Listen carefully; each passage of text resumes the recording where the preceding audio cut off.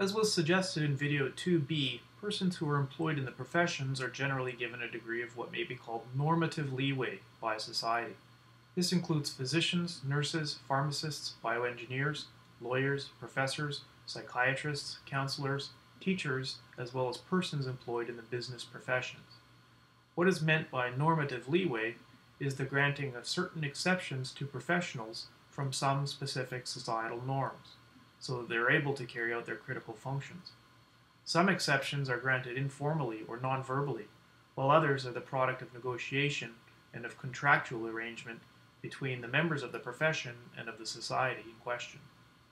Society gives medical doctors the leeway to stick you with needles. Without your consent, they're authorized to cut you open to operate on you when you're brought into emergency and lying unconscious on a gurney. They're also able to carry out physical exams in the name of preserving medical health. These acts go beyond what is proper for the ordinary person on the street to do. It would be considered assault if somebody came up to you and injected you with a needle, for example. Clinical psychologists, in attempting to serve their clients, ask them intimate questions about their mental states.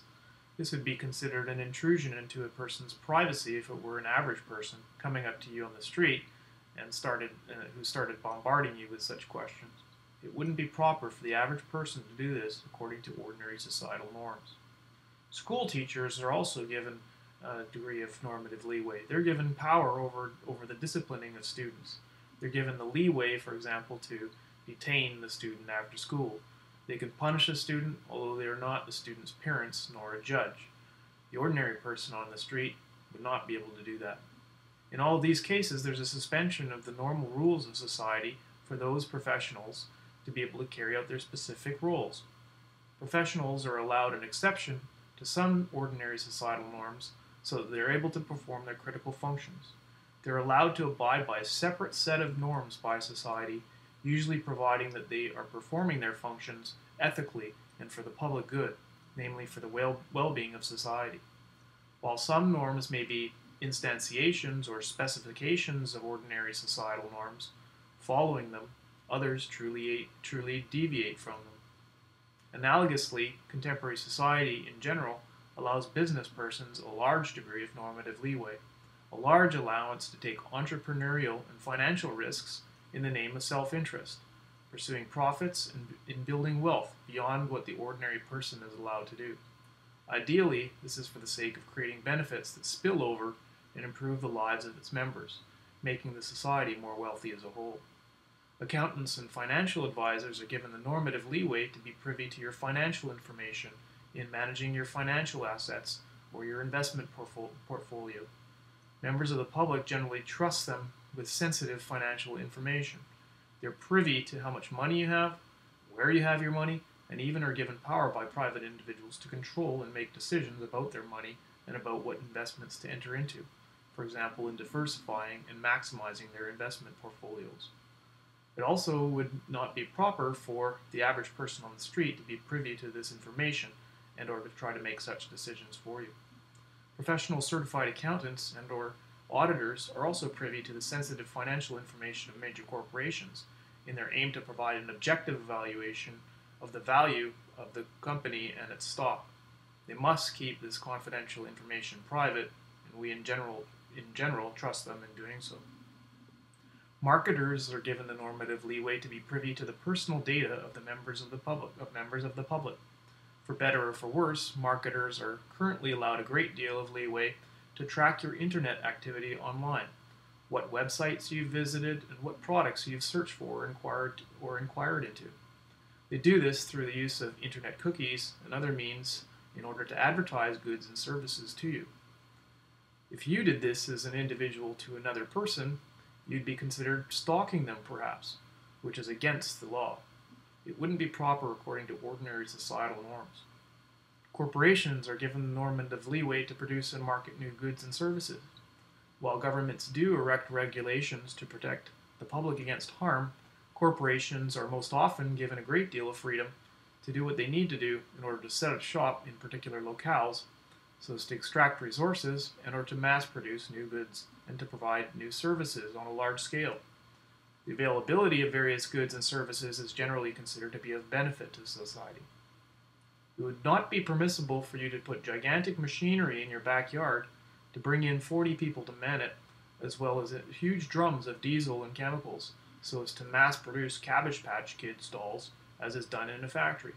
Similarly, you can't put an oil well in your backyard. Of course, if you ultimately wanted to do these things, the first step would be to incorporate and to register with society across appropriate channels. A business person, for better or for worse, is given a large degree of normative leeway by society to take risks with money and finances, so as to be able to make more money, to create jobs, and to drive the economy forward. Nations are always looking to attract international business corporations to their regions and to keep them there, because it's held that they bring capital to the region, create jobs, and increase the economic well-being of the peoples living in the region. The global economy largely operates on the basis of nations attracting multinational business corporations to their regions.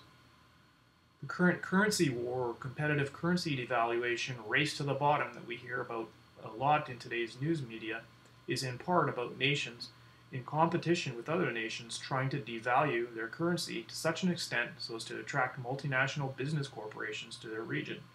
They do so because multinational corporations, or corporations that transcend national borders in their operations, are held to be a key to the creation of jobs and wealth. A devalued currency means that the corporation will be able to hire the cheapest labor available, or to have the lowest setup and overhead costs, thereby being able to sell the goods produced for a larger profit. Nations sometimes even provide public funds in order to attract multinational business. They provide grants to corporations, supply cheap labor, build new facilities, they enter into private-public partnerships, they reduce the burden of regulatory oversight and environmental requirements, they reduce tax burdens, and they give access to public resources in order to attract businesses. Contemporary society in general also allows business persons a large degree of normative leeway such that it may be made better off as a whole. For example, in the case of banks, the privilege is to lend, to extend credit, and to create money that can in turn be used to help it to grow, something that the average person is not entrusted or allowed to do by society. Contrary to popular understanding, in North America and Europe, private banks participate in the process of money creation in conjunction with central banks.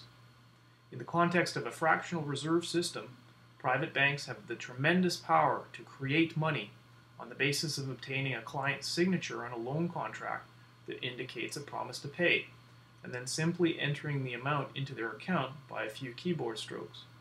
The average person on the street is not able to create money like this, although arguably they may participate in this process by way of their promise to pay. Some of you might have an inkling of this when you use those access checks that are sent to you by mail by your credit card company. In any case, the average Joe on the street is not able to do many of these things. Business professionals are given a large amount of normative leeway as a trade-off to enable them to create the wealth that they do, which, in general, benefits society. But it all doesn't stop there.